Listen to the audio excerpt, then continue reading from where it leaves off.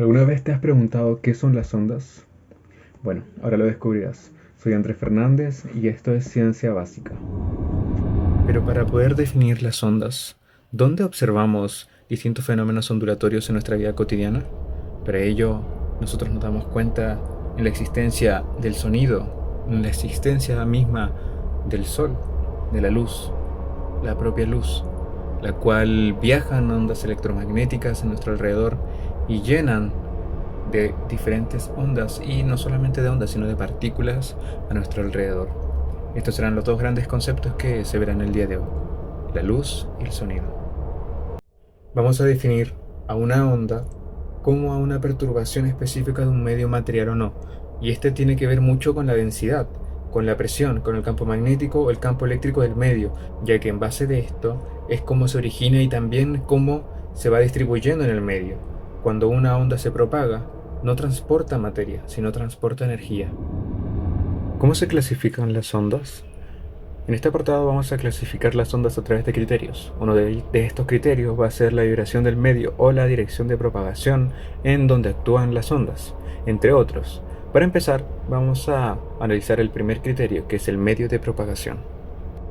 El criterio de medio de propagación contiene dos conceptos grandes, que son las ondas mecánicas y las ondas electromagnéticas. En las ondas mecánicas nosotros vemos a las ondas con características de la mecánica, como por ejemplo, que se necesita un medio material para poder propagarse. ¿Qué otra característica tiene? La posición, la velocidad y la energía de las partículas que lo conforman, entre otras. Bueno, una onda requiere de un medio material, como dije al principio, para propagarse, y no necesariamente debe ser sólido, también puede ser líquido o gaseoso. Unos ejemplos de estos podrían ser los diferentes ondas del sonido, o las ondas sísmicas, o el agua cuando se realizan perturbaciones como tal. A diferencia de las ondas electromagnéticas. Las ondas electromagnéticas vienen dadas por propiedades directamente de la electricidad y el magnetismo, también llamado electromagnetismo. Bueno, como tal, tanto el campo magnético como el campo eléctrico reaccionan ante estas ondas y no necesariamente necesitan un medio material para su propagación, ya que puede hacerlo en un vacío. Como por ejemplo, están las ondas electromagnéticas de la luz, la radiación infrarroja, las ondas de radio, etcétera, lo que es mandado fuera y en el espacio, porque no necesita, como dice como tal, no requiere un medio de propagación, puede serlo en un vacío completo. Entonces, estas en su gran mayoría no son percibidas por nosotros, excepción de la luz, pero mayormente no son percibidas. Como tal, también podemos diferir de la radiación de infrarroja, la cual está asociada al calor, que esa sí la podemos percibir. Ejemplos de esto son las radios, que ya también fueron mencionadas. Estas serían las ondas electromagnéticas. Ok, ahora seguimos con la dirección de vibración del medio. Para empezar, esta se conlleva por dos características, que sería la onda longitudinal y transversal, en donde cuando hablamos sobre la onda longitudinal, vemos que las partículas en el medio se mueven en la misma dirección en que se propaga. En este caso sería en el primer eje, en donde la onda o la partícula empieza a vibrar sobre su propio eje. Ahora, cuando nosotros hablamos de onda transversal, es cuando la partícula en el medio empieza a vibrar, pero de una manera transversal. Ya no es en su propio eje, sino realizando distintas perturbaciones en su propio eje. Ahora vamos a explicar el tercer criterio, que es la extensión del medio. En este criterio encontramos dos conceptos, que son las ondas estacionarias y las ondas viajeras. Las ondas estacionarias explica que en un medio como tal la densidad cubre los pulsos o la acción de ondas, en donde no deja salir las ondas a un lugar en donde se puedan propagar. ¿Qué sucede? Que cuando al no dejarlo que la onda se propague, existen características como que cuando la onda se interfiere a sí misma o se sobrepone con su intensidad. ¿Qué sucede? Aquí de estas se deslazan dos características, que es el nodo y el antinodo. El nodo es donde las ondas chocan, se sobreponen y se crea un vacío, se crea un punto en donde no hay vibración. Y a diferencia en el antinodo, es en donde está en su vibración máxima de propagación de la onda. Ahí es donde explicamos una onda estacionaria en medio de un espacio de algún lugar, en donde la densidad no deja salir a la onda. Como vemos, las ondas viajeras es todo lo contrario a una onda estacionaria. Incluso no hay mayor complejidad al explicarlo, ya que las ondas viajeras son las que se propagan por medio de vibraciones o intensidades tan fuertes que sobrepasan las murallas, que sobrepasan distintas densidades, las cuales llegan a nuestro oído o a nuestra audición, de manera que notamos que son directamente ondas viajeras, como por ejemplo el tránsito.